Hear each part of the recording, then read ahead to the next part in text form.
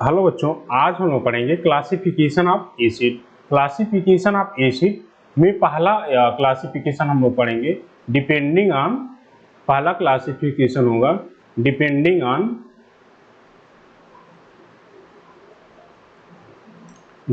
On their source. पहला classification होगा depending on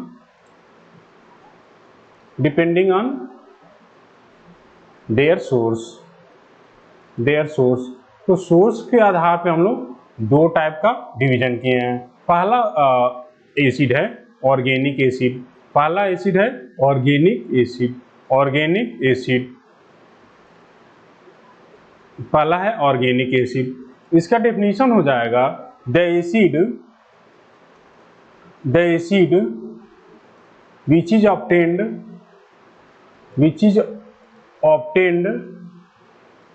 which is obtained from plants and animal. The acid which is obtained from plants are natural resources is called the acid which is obtained from plants are called organic acid. तो जो भी हमें acid plant से मिल रहा है वो क्या होगा? ऑर्गेनिक एसिड होगा। अब देखो, ऑर्गेनिक एसिड का मतलब ये हुआ कि उसमें क्या होंगे? कार्बन होंगे और हाइड्रोजन होंगे। ऑर्गेनिक एसिड का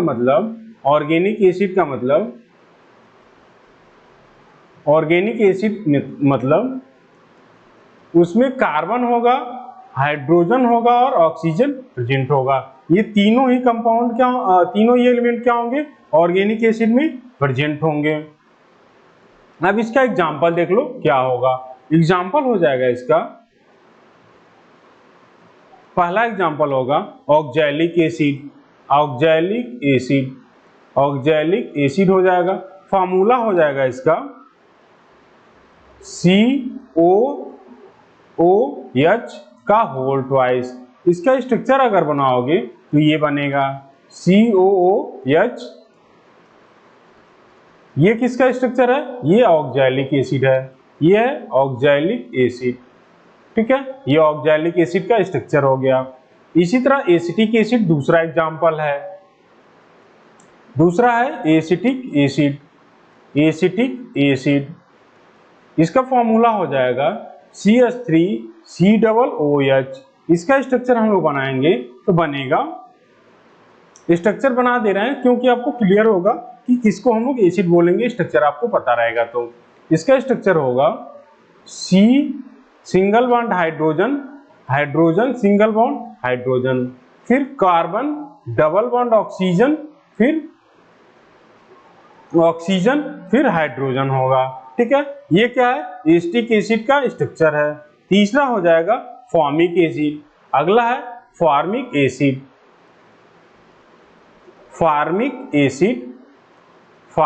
एसिड। इसका फॉर्मूला हो जाएगा HCOOH, ठीक है। इसका स्ट्रक्चर देख लो कैसे बनाएंगे हम लोग। इसका स्ट्रक्चर बनेगा C सिंगल बॉन्ड H, उसके बाद से double bond O, single bond O और फिर H। ये क्या हो गया?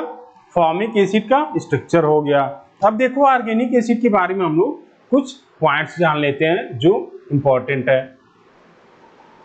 ऑर्गेनिक एसिड में पहला पॉइंट हो गया ये कि ये वीक एसिड होते हैं। ऑर्गेनिक एसिड क्या होता है? वीक एसिड होता है। ये वीक एसिड होते हैं। दूसरा क्या होगा? दूसरा हो जाएगा they do not ionise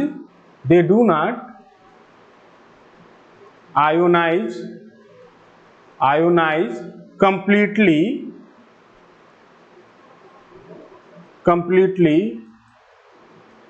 in solution. ये क्या होंगे?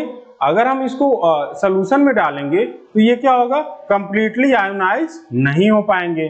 जब कंप्लीटली आयोनाइज नहीं होगा तो हमारे पास जो सोल्यूशन होगा उसमें क्या होंगे? एसिड के आयंस भी होंगे और एसिड के मॉलिक्यूल्स भी प्रेजेंट होंगे। So the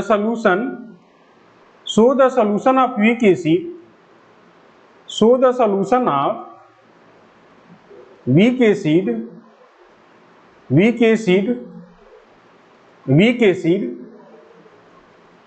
contain ions of acid as well as molecules of acid।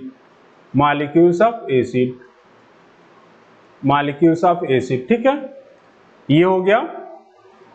अब देखो अगला पॉइंट्स है, यहां पे हमें क्या मिलेगा, हाई कंसंट्रेशन मिलेगा कि लो कंसंट्रेशन मिलेगा। यहां पे हमें लो कंसंट्रेशन ऑफ H+ मिलेगा, यहां पे हमें सॉल्यूशन में क्या होगा, low concentration of H+, low concentration of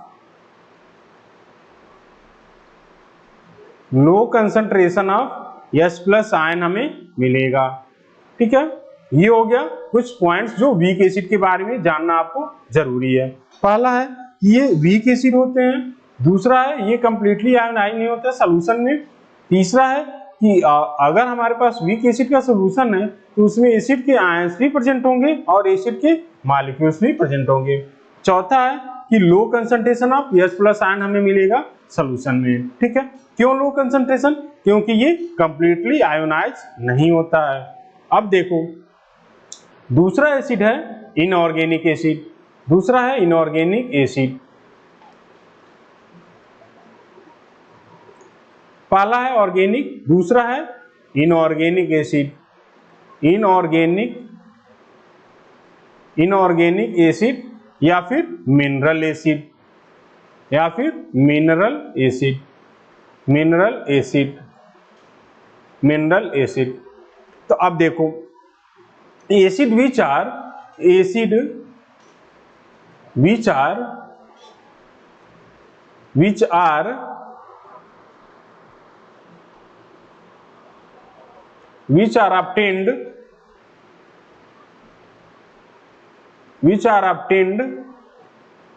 obtained from minerals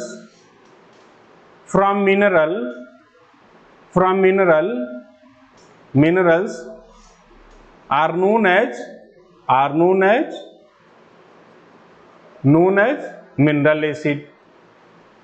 mineral acid या फिर ऑर्गेनिक या फिर इनऑर्गेनिक एसिड। ठीक है, मिनरल एसिड ये हो गया। अब देखो मिनरल एसिड का एग्जाम्पल कौन कौन सा है, मिनरल एसिड का एग्जाम्पल हो जाएगा, पहला एग्जाम्पल है HCl। ठीक है, दूसरा है H2SO4, तीसरा है HNO3। ये सारे क्या होंगे, मिनरल एसिड के एग्जाम्पल है। H3PO4 भी एग्जाम्पल हो जाएगा मिनरल एसिड का। अब देखो हमें कुछ इसका कैरेक्टर जानना है, जैसे हम लोग ऑर्गेनिक एसिड के बारे में जाने हैं उसी तरह से इसके बारे में भी हम लोग कुछ पॉइंट्स देख लेते हैं। तो पहला पॉइंट्स होगा all the mineral acid are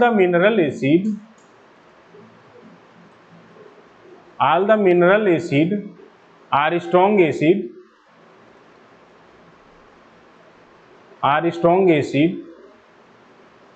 except carbonic acid। Formula हो जाएगा H2CO3। सारे ही मिनरल एसिड क्या होते हैं, स्ट्रॉन्ग एसिड होते हैं except carbonic acid. Carbonic acid क्या होता है, ये वीक एसिड होता है।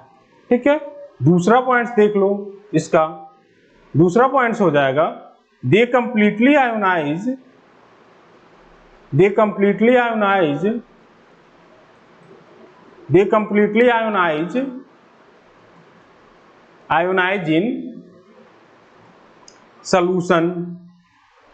In solution.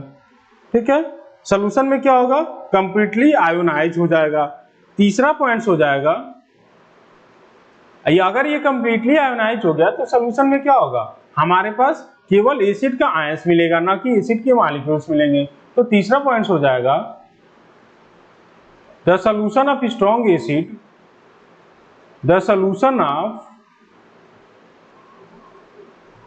Mineral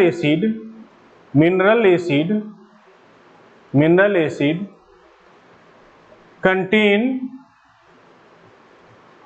only ions of acid, ठीक है, आयंस ऑफ एसिड। फोर्थ हो जाएगा हाई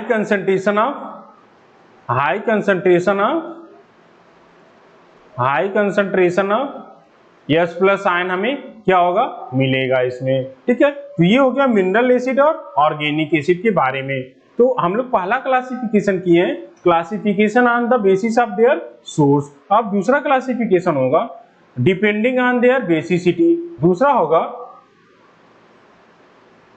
दूसरा होगा डिपेंडिंग ऑन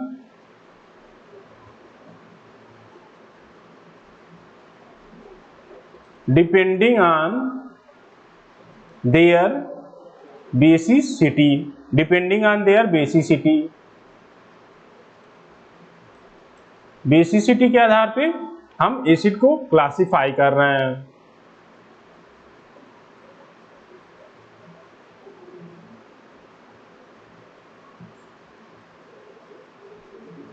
अब देखो दूसरा क्लासिफिकेशन हम लोग करेंगे डिपेंडिंग ऑन देयर बेसिसिटी। तो हम लोग पहले बेसिसिटी का डेफिनेशन देख लेंगे। बेसिसिटी ऑफ एन एसिड होता क्या है? बेसिसिटी ऑफ एन एसिड, ये हम लोग पहले देखेंगे इसका डेफिनेशन क्या होगा। The number of hydronium ion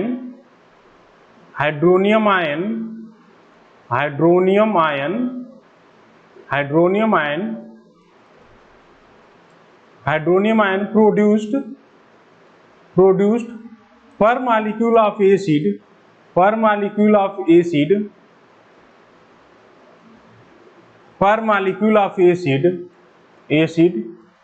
is called basicity of an acid, basicity of an acid। तो बेसिसिटी हम लोग किसको बोलेंगे?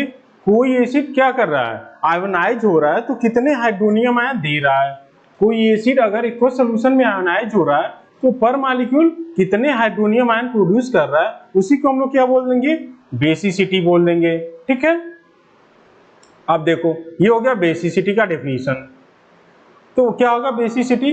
The number of hydronium ion produced per molecule of acid in aqueous solution is called basicity of an acid, ठीक है। ये हो गया डेफिनेशन। अब देखो इसके बेसिस पे हम लोग क्लासिफिकेशन करेंगे तो चार टाइप के होंगे। तो पहला होगा इसमें मोनोबेसिक एसिड, पहला है monobasic acid,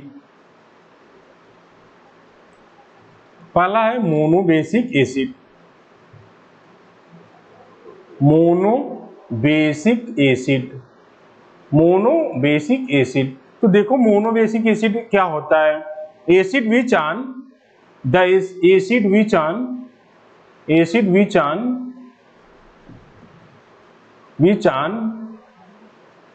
ionization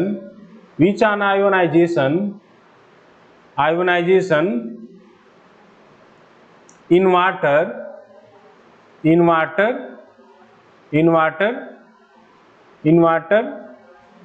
produce one hydronium ion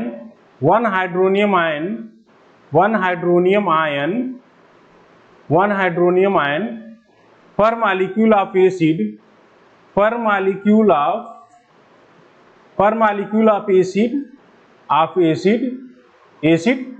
is called monobasic acid, ठीक है। तो मोनोबेसिक एसिड हम लोग किसको बोलेंगे? ऐसे एसिड जिसको हम लोग एक्वस सॉल्यूशन में डिसॉल्व करेंगे तो हमें कितने हाइड्रोनियम आयन मिलेंगे? एक एसिड से हमें एक हाइड्रोनियम आयन मिलेगा, ठीक है। इसका एग्जांपल हो जाएगा HCl और एसिटिक एसिड। अब देखो HCl को अगर हम लोग क्या करें? आयोनाइज करेंगे। HCl को अगर आयोनाइज करेंगे तो हमें क्या मिलेगा, एक हाइड्रोनियम आयन मिलेगा और हमें Cl आयन मिलेगा। कितना हाइड्रोनियम आयन हमें मिल रहा है, एक ही हाइड्रोनियम आयन मिल रहा है, ठीक है। इसी तरह से HNO3 भी हो जाएगा एग्जांपल, HBr भी किसका एग्जांपल हो जाएगा, मोनोबेसिक का एग्जांपल हो जाएगा। इसी तरह से हम लोग एसिटिक एसिड का अगर आयोनाइजेशन करेंगे, अगर हम लोग एसिटिक एसिड का आयोनाइजेशन करें,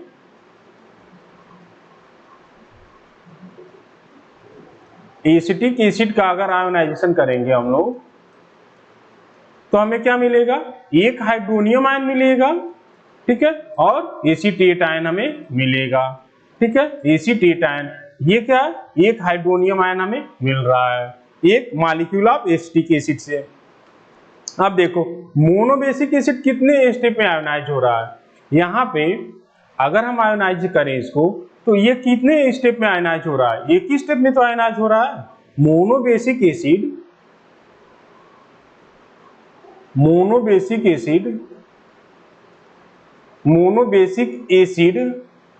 ionises in one step. Monobasic acid कितने स्टेप में आयोनाइज हो रहा है, एक ही स्टेप में, ऊपर लिखा हुआ है देख लो आप लोग, ठीक है, वन स्टेप में आयोनाइज हो रहा है। इसीलिए so form only one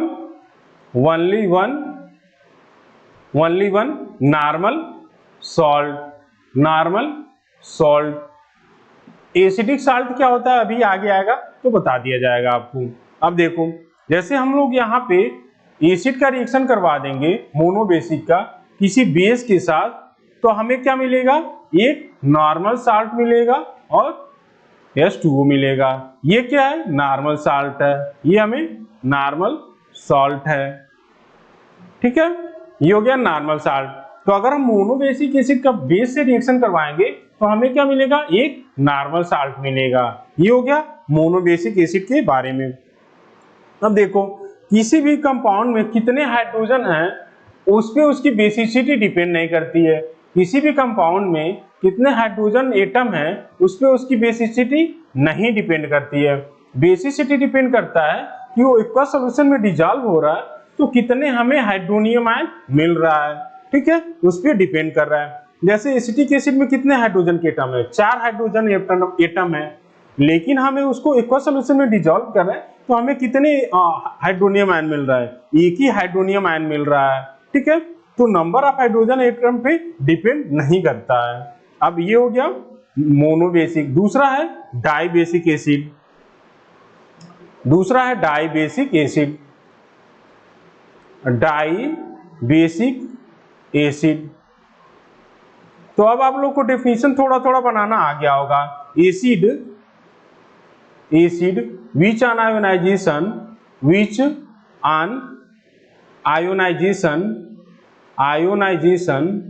acid which on ionization in water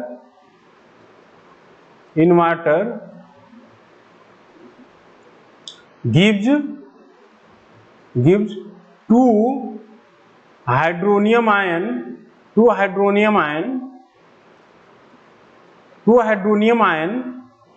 per molecule of acid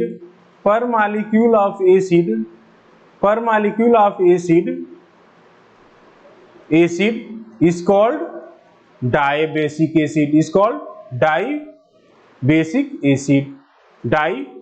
acid बोल देंगे उसको हम लोग, ठीक है। ये हो गया डाइबेसिक एसिड का डेफिनेशन। अब एग्जांपल इसका देख लो, एग्जांपल हो जाएगा H2SO4 oxalic acid COOH whole twice, ठीक है, ये हो गया। दूसरा हो जाएगा सल्फ्यूरस एसिड H2SO3। तीसरा हो जाएगा कार्बोनिक एसिड H2CO3। ये सारे किसके एग्जांपल हैं, ये डाइबेसिक के एग्जांपल हैं। अब देखो डाइबेसिक एसिड क्या होता है, 2 स्टेप में आयोनाइज होता है। Dibasic acid dibasic acid, dibasic acid, dibasic acid, dibasic acid ionize in, ionize in two step, ionize in two step. Dibasic acid कितने स्टेप में आयोनाइज होता है? 2 स्टेप। अब देखो कौन कौन सा स्टेप है। जैसे हम एक एसिड ले रहे हैं H2SO4 का, H2SO4 का, इसका हम आयोनाइज कर रहे हैं। देखो आयोनाइज हम लोग करेंगे वाटर में, तो क्या होगा, पहले स्टेप में बनेगा हमारे पास एक हाइड्रोनियम आयन हमें मिलेगा, ठीक है, और हमें एक कोई एसिड रेडिकल मिलेगा HSO4। देखो एक H क्या हो गया, H2SO4 से रिमूव हो गया है। दूसरे स्टेप में हम आयोनाइज करेंगे HSO4 का, HSO4 माइनस का, फिर से, तो क्या होगा, एक और हाइड्रोनियम आयन हमें मिलेगा, एक और हाइड्रोनियम आयन मिलेगा और हमें सल्फेट आयन मिलेगा, सल्फेट आयन मिलेगा, ठीक है। तो यहाँ पे क्या हो रहा है, 2 स्टेप में आयोनाइज हो रहा है। इसका मतलब क्या है, इसके पास 2 रिप्लेसेबल हाइड्रोजन है। 2 स्टेप में अगर आयोनाइज हो रहा है तो इसके पास क्या है, 2 रिप्लेसेबल हाइड्रोजन भी है। अगर डाइबेसिक एसिड है, dibasic acid, dibasic acid have 2 replaceable, have 2 replaceable, 2 replaceable, 2 replaceable hydrogen, hydrogen, ठीक है। डाइबेसिक एसिड के पास कितने रिप्लेसेबल हाइड्रोजन है, 2 रिप्लेसेबल हाइड्रोजन है। इसीलिए ये क्या करेगा, एक नॉर्मल साल्ट का फॉर्मेशन करेगा, 1 normal salt, 1 normal salt and 1 acidic salt का फॉर्मेशन करेगा, एंड 1 एसिडिक साल्ट का फॉर्मेशन करेगा, ठीक है। एक एसिडिक साल्ट का फॉर्मेशन करेगा। देखो हम आपको बना देते हैं, जैसे NaOH हो गया, बेस का हम लोग रिएक्शन करवा रहे हैं एसिड के साथ, H2SO4 के साथ, तो ये हो जाएगा NaHSO4, NaHSO4 प्लस H2O। ये क्या है, ये है एसिडिक साल्ट, ये क्या है, एसिडिक सॉल्ट है, ये है एसिडिक सॉल्ट।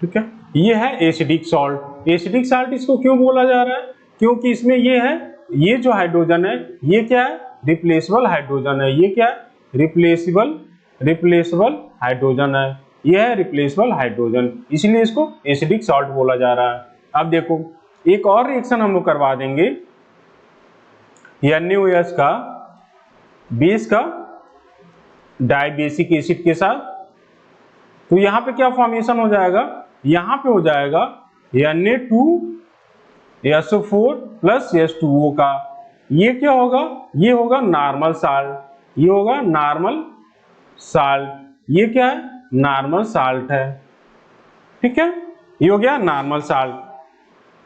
अब देखो ये हम लोग पढ़ लिए डाइबेसिक एसिड के बारे में। एक हम आपको स्ट्रक्चर बता देते हैं कि क्यों उसको डाइबेसिक बोला जा रहा है और कितने रिप्लेसेबल हाइड्रोजन है। हम इसका स्ट्रक्चर आपको बना रहे हैं H3PO3 का, ठीक है।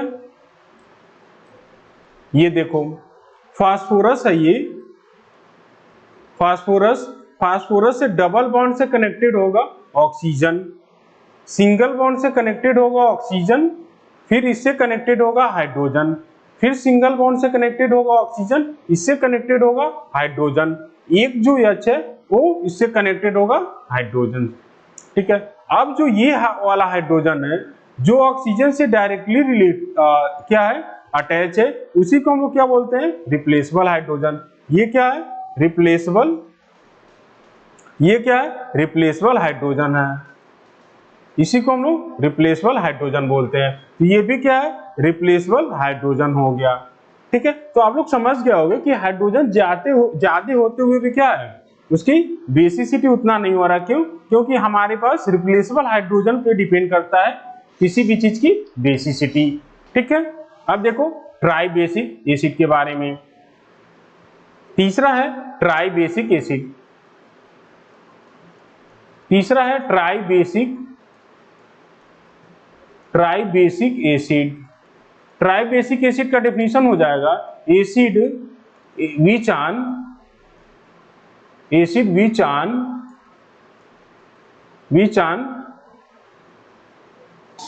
आयोनाइजेशन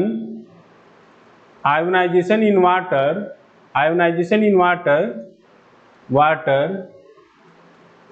gives 3 hydronium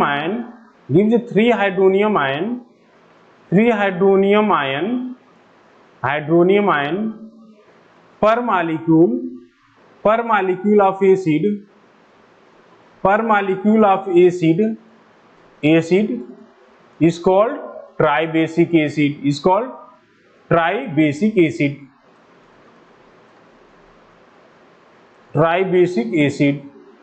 ठीक है, उसको हम लोग क्या बोल देंगे, ट्राइबेसिक एसिड बोलेंगे। एग्जाम्पल हो जाएगा यहाँ पे, एग्जाम्पल हो जाएगा phosphoric acid H3PO3 phosphoric acid, और दूसरा हो जाएगा सिट्रिक एसिड। फॉर्मूला लिख सकते हो C3H5OCOOH होल थ्राइस। ये हो गया सिट्रिक एसिड का फॉर्मूला। अब देखो हम लोग, ये अगर ट्राई बेसिक एसिड है तो कितने स्टेप में आयोनाइज होगा, 3 स्टेप में। ट्राई बेसिक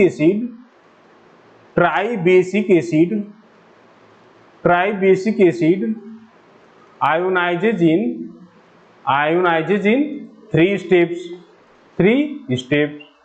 3 स्टेप में क्या होंगे, आयोनाइज होंगे। अगर देखो हम नीचे आपको दिखा दे रहे हैं, H3PO4 है, इसको हम लोग वाटर में आयोनाइज कर रहे हैं।